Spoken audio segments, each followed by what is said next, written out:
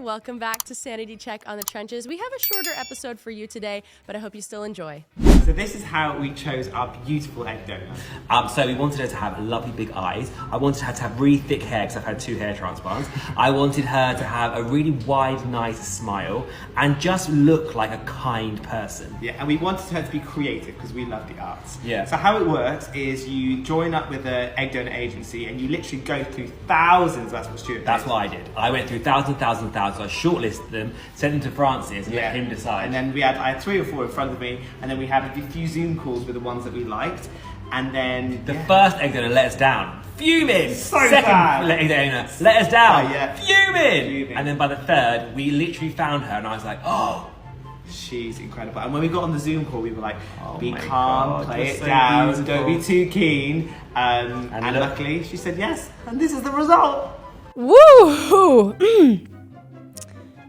Wow.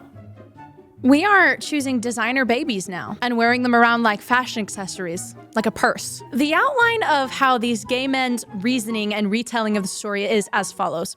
We wanted to choose a pretty woman, nice eyes, thick hair, wide smile. We found the prettiest woman that we could. We said no to thousands of others. We ordered a child from her, and they made several variations of that child, disposed of the bad ones. Finally, there was one who was good enough, and our $10,000 designer baby is very cute. No mother needed, she's just the seller. I'm strongly pro-life. I believe that every child has a right to life. But the question is, does everybody have the right to a child? The reason why this is so abhorrent and inverted is this baby will grow up never knowing her mother. The baby is deprived of that foundational relationship.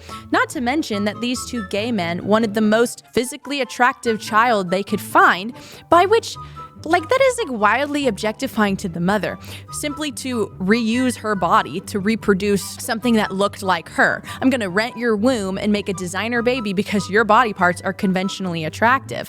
That's essentially what they're saying. So these men are denying a baby its fundamental and most important relationship and its basic right to having a mom. Apparently, it's racist to compliment Black women now. That's a new one. On today's episode of Is It a Microaggression or Is a White Lady Just Being Nice? A coworker says to me, "You're running this meeting very well. Mind you, the person who was supposed to run the meeting didn't come. So it could have just been a nice compliment. What do y'all think?" Okay, 3 things. Impact, intent, precision. Would she have felt compelled to say, I don't need to watch anymore. For the record, I would take that as a compliment. But this video is simply evidence that even very civil and a very basic exchange is now laced with so much mistrust between the races that one race can't even say good job to the other. Basic compliments are being overanalyzed to see if it's actually genuine and authentic, or does it have subliminal messaging, subliminal racial messaging. Like, gal life, woman. Don't try to assume that everyone is trying to slight you out of racism. This woman obviously suffers from crazy levels of narcissism and racial essentialism.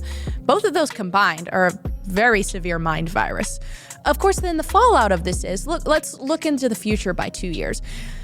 Women, like this one, will stop receiving compliments from coworkers because no one wants to compliment you if you're gonna go post about it on social media saying that's a microaggression. Many women share this new racial essential narcissism, and their suspicion of others is just growing. So those women are going to end up being compliment deprived, and then they're gonna be angry about that.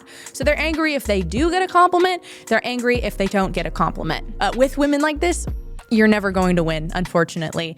And no, it's not racist to give Black women compliments when they're deserving of them. A man asks Japanese women on the street if prostitution is cheating. 風俗に行くことは浮気かどうかっていう、どう思いますか？浮気じゃない。浮気じゃない。気持ちの浮気は嫌なんですけど、性欲の浮気は別に勝手にしてくれるんやったらいいかな。一般人と連絡取れる間でやられるよりは、店でちゃんとしてもらった方がいいです。秘密にしてたらあれだけど、情に恋とかしなければいいじゃないか。浮気ではない。隠さなければ浮気じゃない。That's so interesting. It's not cheating if he's not trying to hide it. 浮気するなら風俗に行けって言ったことあります。金払えばいいよって言ったことあります。And it's okay if he pays the money. 払って言ってるなら別にいいから。納得できる理由だったら浮気。It does not if there's a decent reason. Dang. Call me old-fashioned, but like, yeah, it's very much cheating. Watching pornography is cheating if you're in a relationship. Paying a prostitute is cheating. Looking at another woman lustfully is considered sinning and cheating by biblical standards. Now, we know historically Japan has operated as a shame-based culture, which of course revolves around the notion that you must not bring dishonor to your family. So what we can see happening here is there is a semblance of that shame culture in Japan because one of the women said, well, if you're not trying to hide it, you're not doing anything wrong. As if, like, there are many family units and communities that are still intact in Japan. However, acts that are sinful and are shameful in nature have become not so. So the standard of what is shameful in Japanese culture is rapidly changing. Most of the women collectively agree that if you just don't have feelings for the prostitute, or if you don't try to hide it, then it's okay. So essentially what they're saying is, if you are not ashamed of it, or other people don't make you ashamed of it, then it's okay. So they essentially have this collective morality and moral conscience that is the only governing higher power there seems to be in Japanese culture. What a low and very sad standard for Japanese women. But they're living in a world that is governed by broad ideas of collective agreed upon morality. And that's just not a great way for society to function.